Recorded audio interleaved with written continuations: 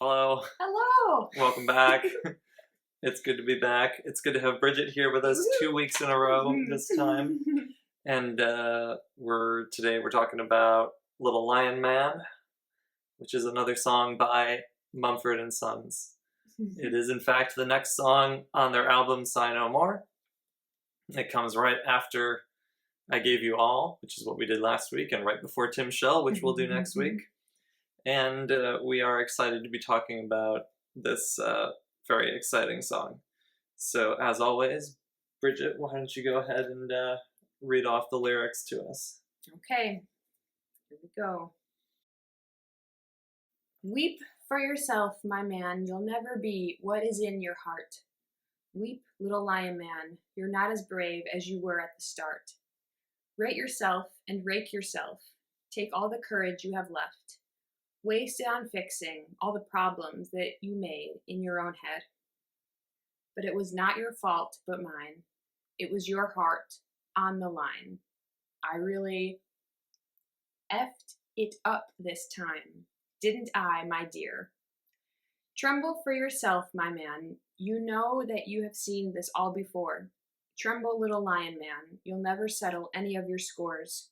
Your grace is wasted in your face. Your boldness stands alone among the wreck. Now learn from your mother, or else spend your days biting your own neck.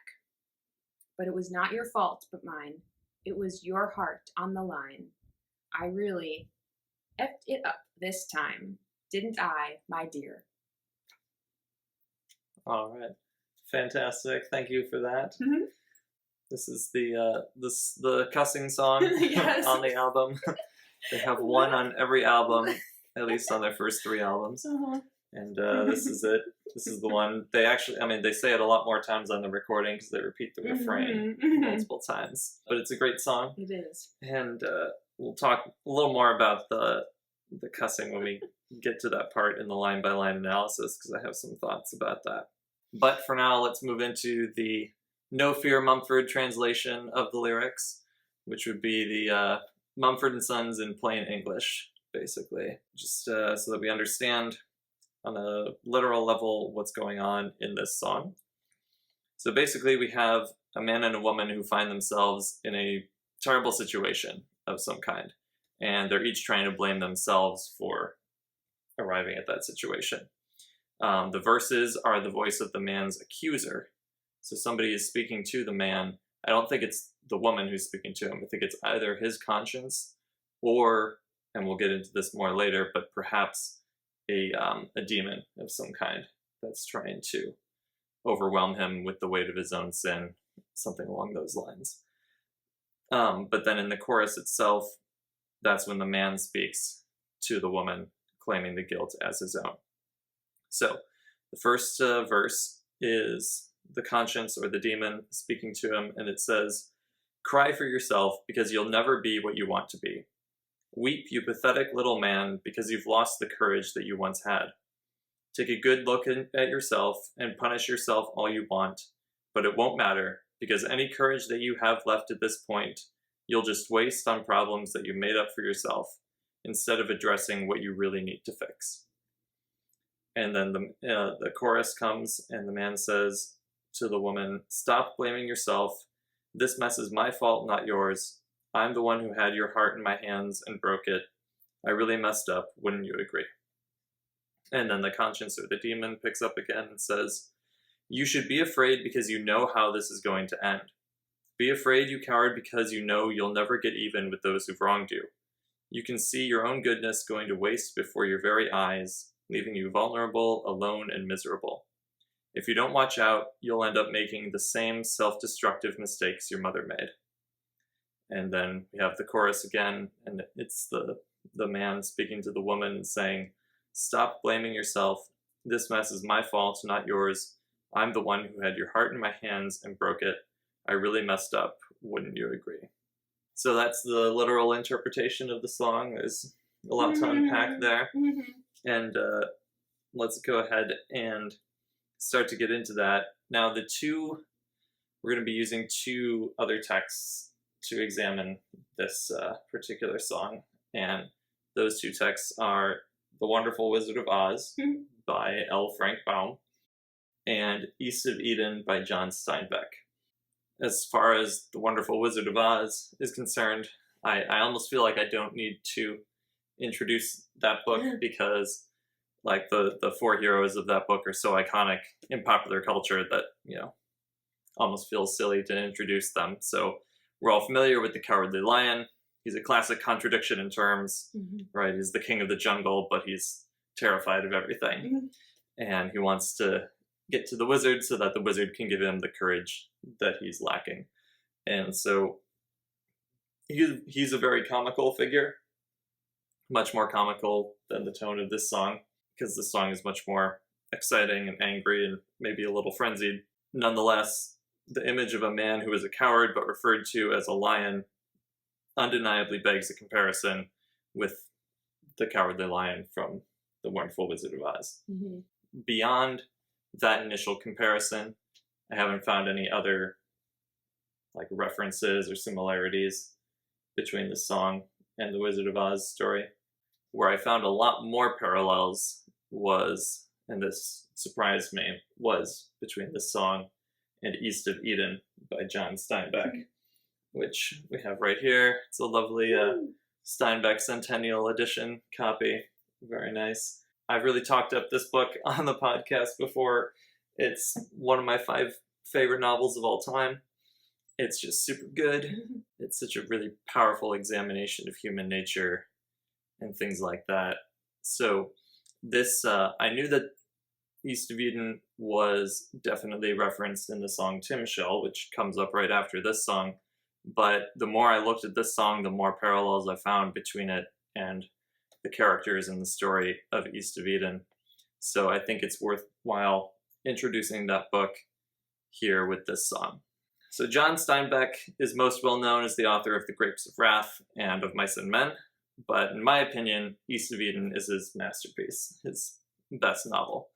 Granted, those are the only 3 of his novels that I've read, but I think East of Eden is better than either Grapes of Wrath or of Mice and Men, although of Mice and Men was also very good. In this book, Steinbeck combines his masterful prose with gripping character descriptions, profound insights into human nature, and a multi-generational story of epic proportions. Drawing inspiration from the stories of Adam and Eve, Cain and Abel, and Jacob and Esau, the story is in some ways a modern retelling of the book of Genesis. Relatively modern, right? It takes place in the first half of the 20th century, so about 100 years ago. We'll dive more into this book during the next episode on Tim Shell, but it also relates to this song, as I said. So, East of Eden tells the story of Adam Trask, who moves from his family home in Connecticut to California, where his wife abandons him and he is left with his 2 twin sons. With the help of his servant Lee, he raises the boys, who struggle not to fall into the stereotype of Cain and Abel, largely because of Adam's own strained relationship with his brother who once tried to kill him. So we have this idea of like generationally, brothers keep falling into the similar pitfalls as Cain and Abel, who are like the prototypical brothers who are at odds with one another. And so Cal and Aaron, which is the names of Adam's twin boys here, they really struggle with that as well. Meanwhile, their mother, who abandoned them, becomes the head of a local brothel, but the young boys have no idea if she's even still alive. As the boys grow older and one begins a relationship with a young woman, they struggle to overcome the darker parts of their souls, especially the negative traits that they've inherited from both of their parents. So, lots going on in East of Eden. I don't want to, spoil the ending or give too much away about it, but I think that's more or less all that we need to know about the story in order to look at this particular song. So, with all of that done, are you ready to dive into the line-by-line analysis? Yes. All right. I'm ready. Do you have any thoughts on anything we've said so far? I think you're right to say that the story sounds a lot like Genesis. Just from the way you described it. Having not read it, but hearing just even the character names kind of, really lines up. So Yeah, and Steinbeck was obviously intentional about that.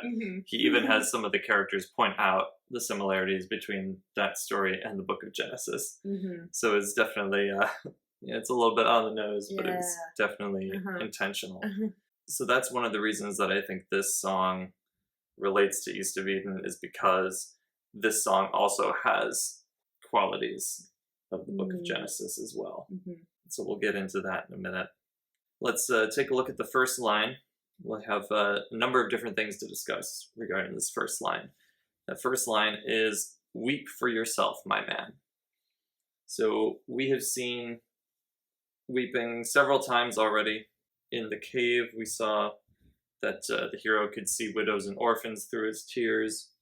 And I gave you all. We had tears of repentance and forgiveness. Mm-hmm. And then we're going to see tears again in After the Storm. I forget what the exact line is, but something about, or you want to pull it it's up? Something about love drying your tears or something like that. Yeah.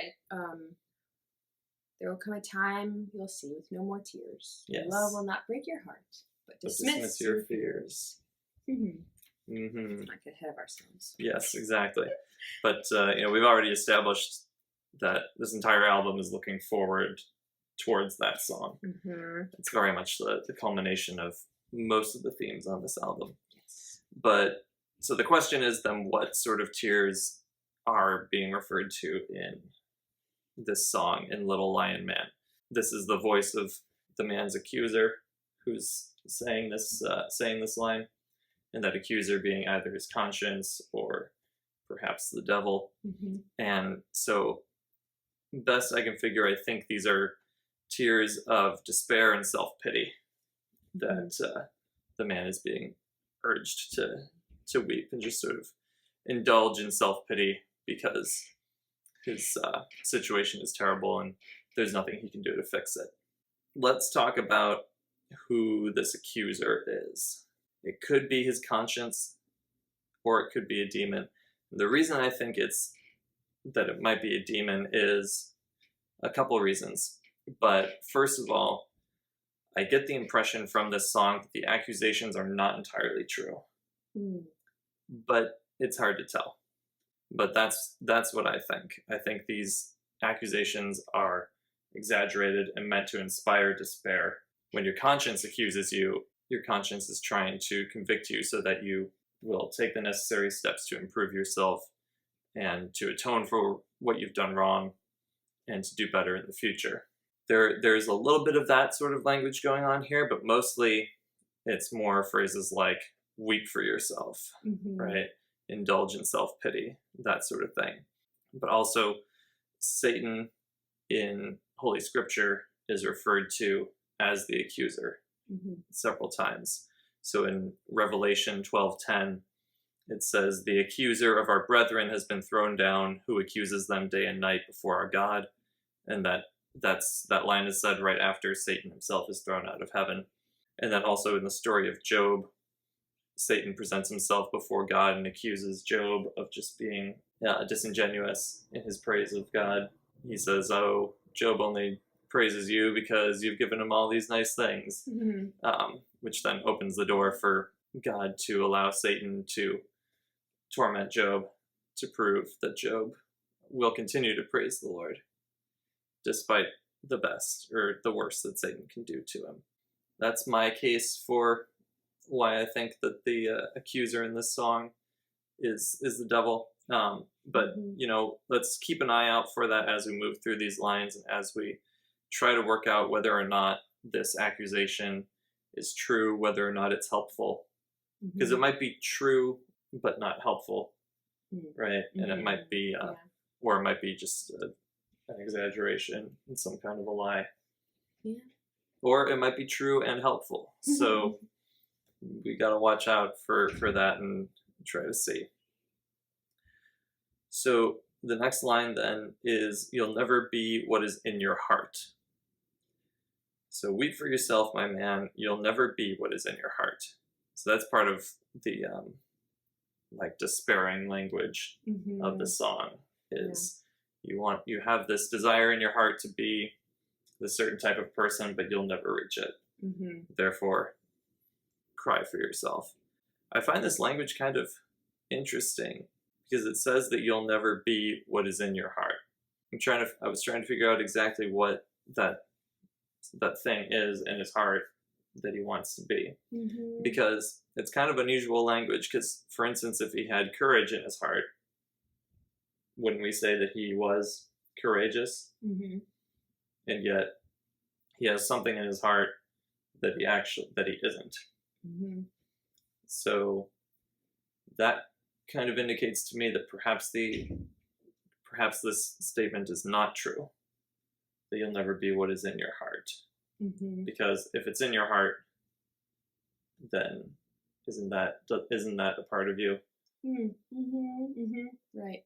But perhaps it means that he'll never be able to actualize what he has in his heart, that it's always just going to stay in there and never like manifest itself. So he might have courage in his heart, but it's never going to move beyond there, and it'll just be wasted. Right. It'll just go to waste there. Yeah, that's how I read it. Maybe that's it. Maybe I was just trying to read into something that isn't really there with the peculiarity of the language. But that's what I do with Mumford and Sons. I look too closely at the language to see if there's something there. Sometimes there is, and I guess maybe sometimes it's just the way that they said it.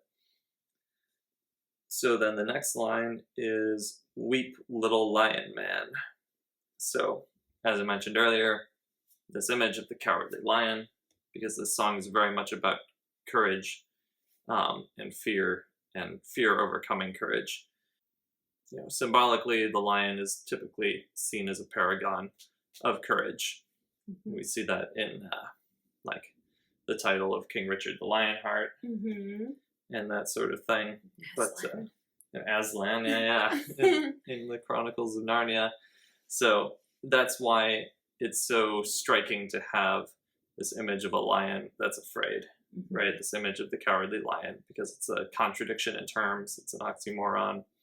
And just to convince you all that this song is about courage versus fear, I'm going to read you the different multiple times that language about courage and fear come up in the song. So first one is in the very next line where he says, "You're not as brave as you were at the start." Later he says, "Take all the courage you have left." And then in the second verse it says, "Tremble for yourself." And then it says, "Tremble, little lion man." And then it talks about his boldness standing alone among the wreck. So very much words about courage, but usually it's about a lack of courage here. Also just the fact that the word fault is used in the chorus.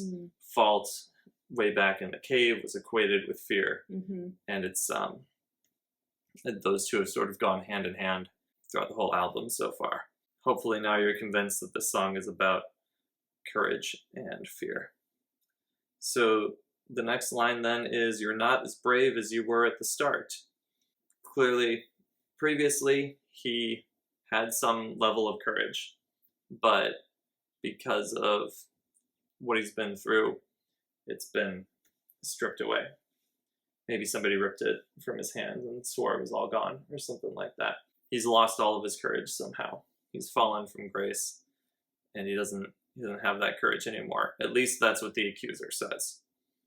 Who knows if it's true or not? But I found it interesting that the language of the start, referring to the start, going back to the beginning, because in terms of the narrative of the album, that there was really a journey that was begun in the cave, and then in "Roll Away Your Stone," they were talking about restarting the journey, right? That grace is the welcome that he receives with every restart. Every time he begins the journey, every time he gets up again after falling and begins the journey again, that's the restart. So moving into the last part of the first verse here, he says, "Rate yourself and rake yourself." What that line means is, take an honest look at yourself, realize that you deserve punishment of some kind, and you should punish yourself, right? The image of like raking someone across the coals. That's what he's, the accuser is saying, do that to yourself, punish yourself for how, rate yourself very poorly, and then rake yourself across the coals and punish yourself because you really effed it up this time.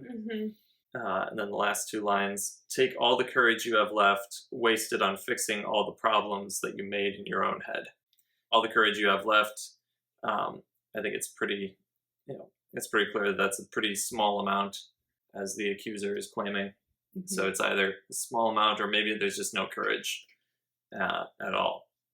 But he's saying, like, even if you do have some small amount of courage left, it doesn't matter. You're just going to waste it on fixing problems that aren't even real, things that you made up. So these whole verses from the accuser are filled with a lot of this sort of like bitter, sarcastic tone. And it really like harkens on this theme of the man being just impotent, having no power left to do anything correctly, that he really just like threw everything away, and now he's not good for anything at this point. So now we move into the chorus, the first chorus, and the man is speaking to the woman and says, but it was not your fault, but mine. It was your heart on the line. I really effed it up this time, didn't I, my dear? And that first line, we see the imagery of fault coming back, as I mentioned, like we already saw in the cave and white blank page. Then it was your heart on the line. And I found it interesting that the word heart appears both here in the chorus, but it also appears in the first verse, in the second line, where he says, you'll never be what is in your heart. We've seen in Mumford and Sons songs that the heart typically refers to like the whole person, like man as he's like the fullness of man.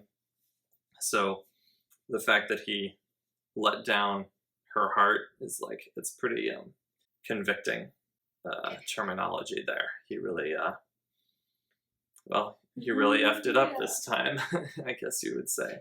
So the fact that Mumford and Sons uses the F word so many times in this song, despite almost never swearing in their other songs, right? They never use it indiscriminately. It's always with a purpose. Well, I mean, they're great poets, so every word that they use has meaning behind it. And so the fact that they use it so many times in this song really speaks to the intensity of the emotion in this song. The speaker really truly feels that he has unredeemably ruined the situation. It's not clear what that situation is exactly, but somehow he let down this woman, and like it's just completely ruined. Almost like he's Adam in the garden, and like ruined ruined existence for the rest of mankind. That's the sort of weight that he's attributing to his own actions here. And then he says, didn't I, my dear? Because he wants her to admit, he wants her to allow himself to take on the blame, because he thinks that that'll put his accuser to rest. He doesn't want to, he's trying to silence the voice of the accuser, which is either his conscience speaking to him truly, or a demon that's trying to mislead him.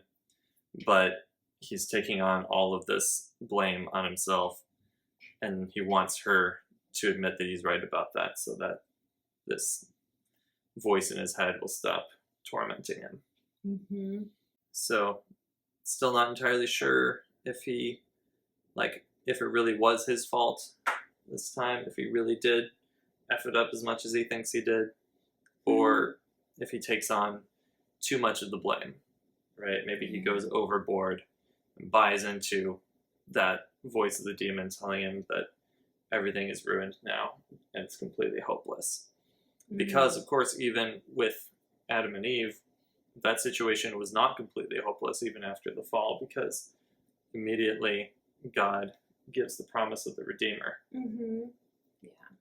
In light of Adam and Eve and in light of Genesis, it makes a lot of sense to think that it is a man and a woman, and I think of the serpent, just the conniving serpent, who's tempting them at first to eat from the tree of the knowledge of good and evil.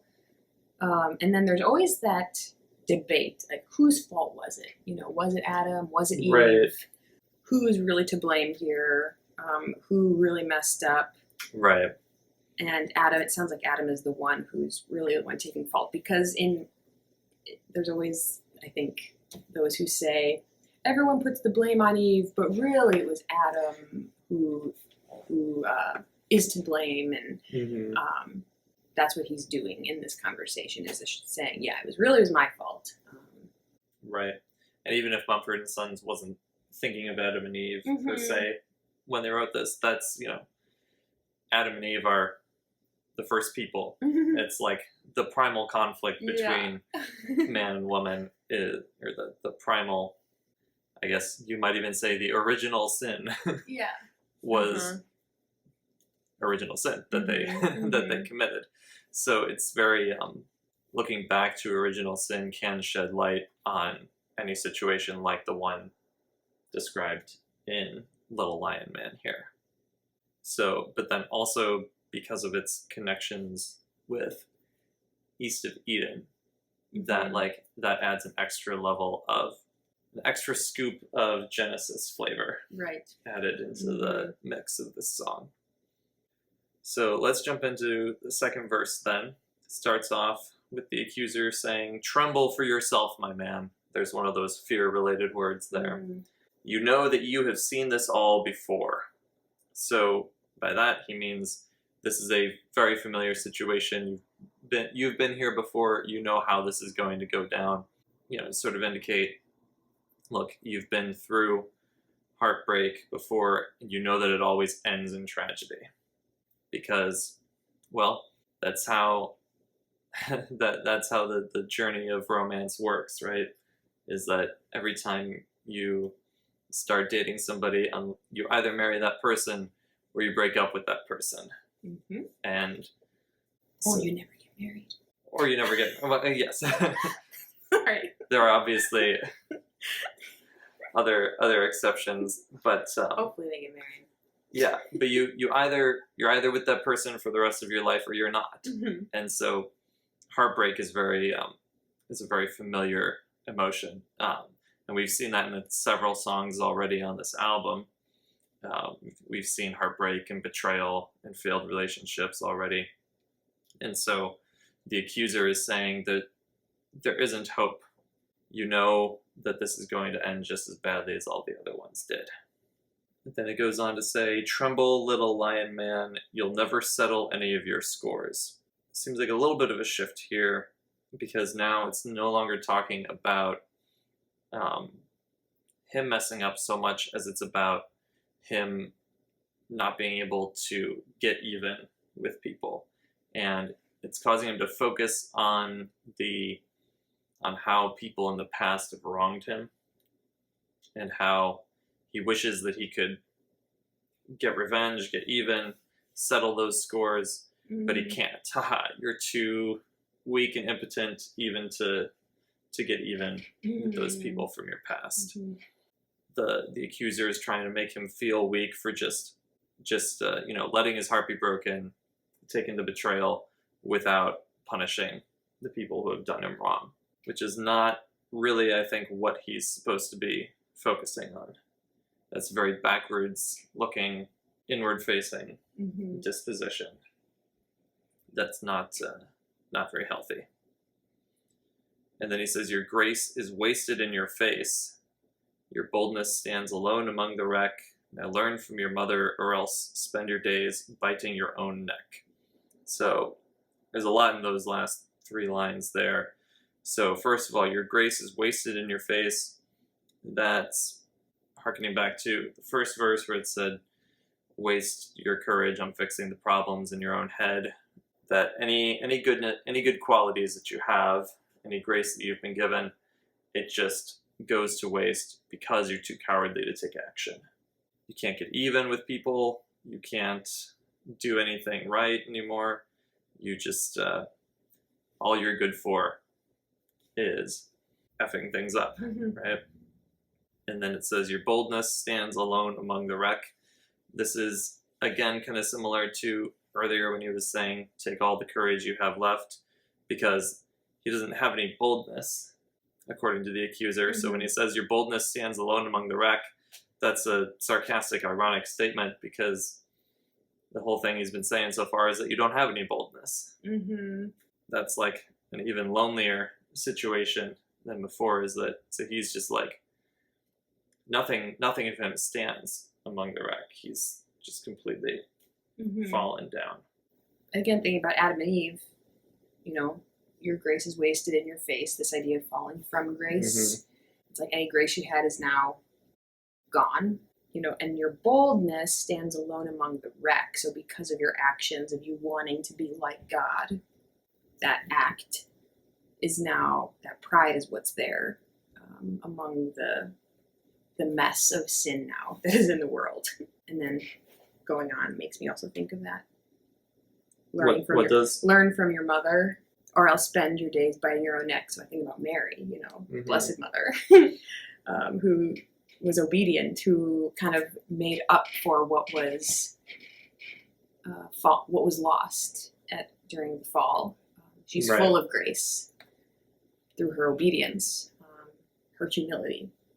That last line there about learning from your mother, that's the one line that gives me pause about thinking that that this accusing voice is the voice of a demon, because it does give some kind of hope in that line. It says, it is possible that if you learn from your mother, you could overcome these faults and these failings, and these fears. But there are some other ways we could interpret that. Of course. But before we get into that, let's just get into that. So there's one other place on this album where the word mother is mentioned, and that's in the next song, Tim Shell. We'll get into that more when we get there. But that song is undoubtedly connected with East of Eden, because the name is Tim Shell. And the word Tim Shell is a Hebrew word that is the theme of the novel East of Eden. It's one of the very last words spoken in the book, and the word itself is introduced at the exact mid-page of the novel, and it's a very, very pivotal theme in that book. We don't need to get into what Tim Shell means yet, but it comes from the passage in Scripture that tells the story of Cain and Abel. So it's tied in with that early part of Genesis sort of tone and themes that are very heavy and present in East of Eden, and then also in this song. This song has a very Cain and Abel, Adam and Eve sort of feel to it. A lot of the emotions in this song could be ascribed to Cain as well. Right, so we could ascribe them to Adam after the fall, but I think Cain also works really well, maybe even better, because he really did screw up pretty badly also by killing his brother because he was jealous of him. He doesn't receive the blessing from Adam. That the blessing goes on to Adam's third son, Seth, instead of to Cain. And Cain ends up leaving Adam and Eve after murdering Abel and going off to start his own, to build the first city and to sort of begin civilization more like we know it. So really, you could attribute all of these lines that in the verses, all the lines of the accuser could be directed towards Cain because of what he did wrong. It could be the demon speaking to him. And in Genesis, when in the story of Cain, God refers to sin as a demon lurking at Cain's door that wants to control him. So this could be the voice of that demon speaking to Cain, and then Cain taking on that blame in the verses. I don't think we're going to find a perfect comparison anywhere. I don't think we're going to discover that it's literally Adam in the song, or literally Cain, or literally the characters from East of Eden, but it takes inspiration from all those things.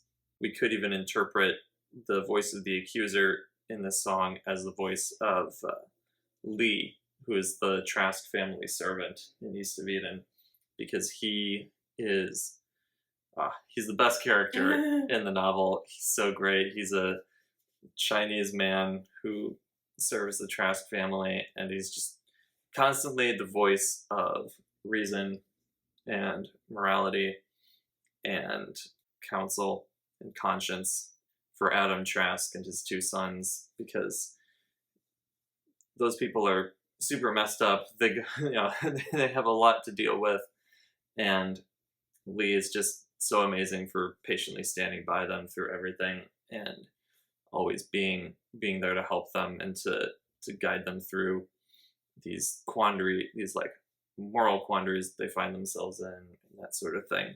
And so, it's possible that if the accusation in the song is true, that could be Lee's voice speaking to Adam Trask or his son Cal, perhaps.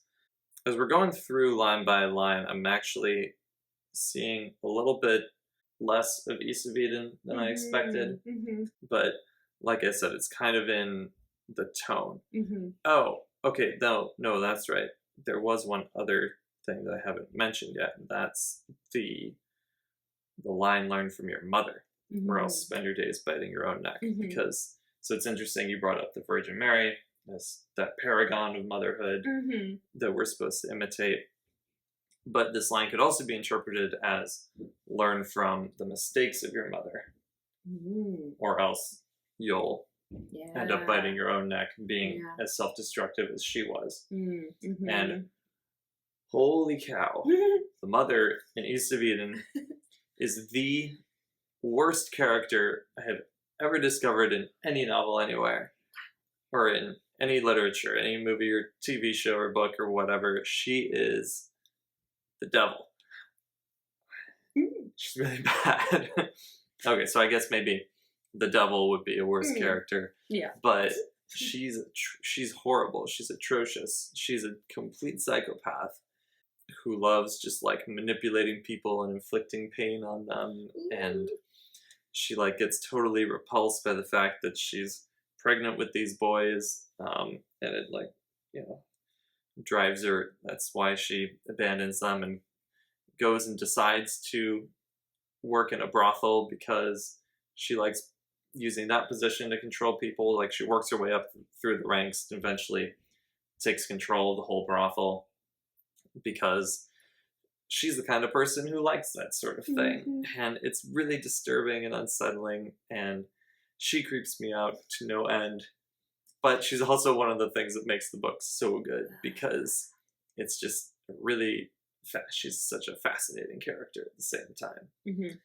And what happens, I guess I'm going to give away a little bit about the book, but towards the end of the novel, Cal, one of Adam's sons, discovers that his mother is still alive and that she runs this brothel, and he finds out who she is, and he meets her, and he's just, rightfully so, utterly appalled at what she's become and he's really unsettled because he's her offspring, right? He has her blood in him. He is afraid that he's going to fall into the same sorts of vices, and that same level of manipulation and just profound evil that she does, especially because of the two twins. He gravitates more naturally towards that sort of thing. He's the Cain son, right? And Aaron is Abel.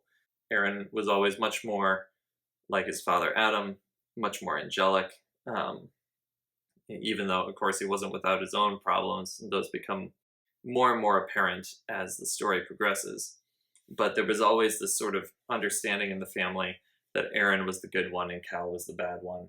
So when Cal finds out just how bad his mother really is, he thinks that he's doomed to repeat her mistakes, to spend his days biting his own neck and, falling into those self-destructive vices, just like his mother.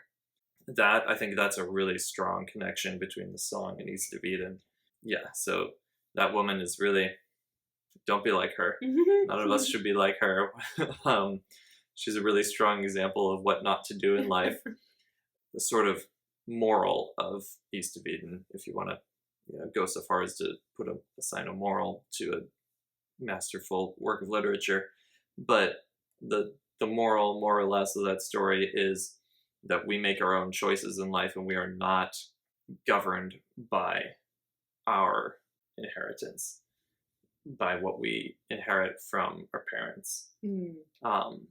That even if our parents were terrible people, we have the choice to become good people ourselves. That's very much bound up with the word Timshel, which we'll get into more in the next song. So it is possible. And we get a hint of that possibility in this song, but not much more than that. The last two songs with White Blank Page, we saw a lot of confusion and trying to make sense of how it was possible for that betrayal to happen. And then I Gave You All was just like this wallowing in misery because of the betrayal that he'd received. And then in this song, it's turning towards bitterness and self-accusation and sarcasm. Not good. Not a good emotional state in this song. And it ends on a strong note of self-accusation with the refrain, or the chorus being repeated several times. It was not your fault but mine. It was your heart on the line. I really effed it up this time, didn't I, my dear? Ooh. Yeah, it's the cursing song.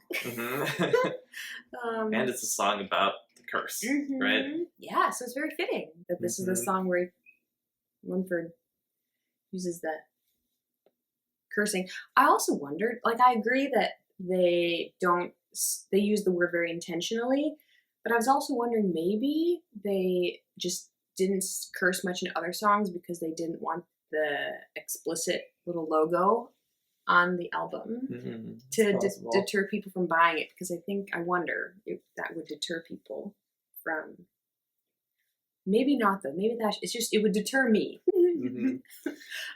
It's possible. And I know they do. I've watched interviews and things with them, and even at the concert that we were at, they curse quite a bit just when talking. They told us to shut the F up. Yes, they did. Right before they sang Timshel, which was beautiful. Yes. And that was a great moment. That was. So, yeah, it's possible they didn't want the explicit logo on the album. That could be part of what holds them back. But, I think even that itself is indicative of the care that they put into selecting the words that they use in their songs. Yes. They swear in any song, it should be this one. Yeah, I think so. I think so. So, I guess it's time then to talk about what we've learned today. This song brings us to the second half of the album. Song number 7 of 12. We've gone on quite the journey so far. We had the preface or prologue to the album with Sigh No More, and then the journey began in the cave, and then there was a fall from grace and winter winds, and then an introspective journey that was begun in Roll Away Your Stone, and then reach a place of being a much better person. And then he suffers betrayal in White Blank Page, and then wallows in pity over that betrayal, and I Gave You All. And then now in this song, he's turning bitter. So I guess in terms of human nature, then, what this song shows us is, I very much get the sense that it's a song about the original sin, at least in a symbolic way. And the idea that man has fallen, right? And that man has really effed it up. And we suffer at the hands of accusers a lot. Every time we do something wrong, because we mess things up, we fall, and then we have to deal with the fact that we've fallen, and we have to confront that accuser, whether it's our conscience, convicting us properly, or whether it's the devil using our guilt to try to drive us towards further sin. We have to come to grips with the fact that we're fallen and that we have screwed things up, and that we need grace, and we need to learn from our mother, right? So either both not imitating the mistakes of our mother, whether it's the mother from East of Eden, or Eve, the first woman who was the first person to eat the fruit, or whether it's learning from the positive example set by the Blessed Mother. I guess the moral, if you want to call it that, of this song is that learn from our mother, learn from our mistakes, accept the fact that we do fall, and move on from there. And next week we will move on. Yeah. With a much slower, much gentler song. Yes. It'll really give us an opportunity to rest on the journey and strengthen ourselves for the climax that we're building towards. Yes. So, all right. Well, I guess that's all for today, folks. So thanks for joining us. Yes, thanks so much for watching the video, listening to the podcast, doing whatnot.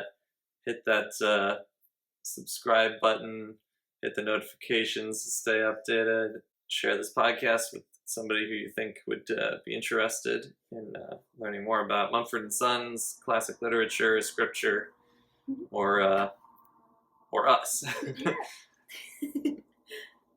So, all right. Well, as always, this is a production of The Flight House, which is an organization founded by myself and my sister. So head on over to buymeacoffee.com/theflighthouse, and you can check out what we're doing. If you want to stay up to date with us, hit the follow button on there, put in your email address. And, my sister's been writing a lot of really fascinating articles about like the nature of art and sort of the philosophy behind the Flight House. So I would encourage you keeping up with that. Those have been really good. So anyway, I think that's all the announcements, right? Yeah. All right. Well, we'll be back next week with Tim Shell. And until next time, we are T.S. Russell and B.T. Gamboni. There you go. Bridget Gamboni. And we are reminding you to sign no more. Bye-bye.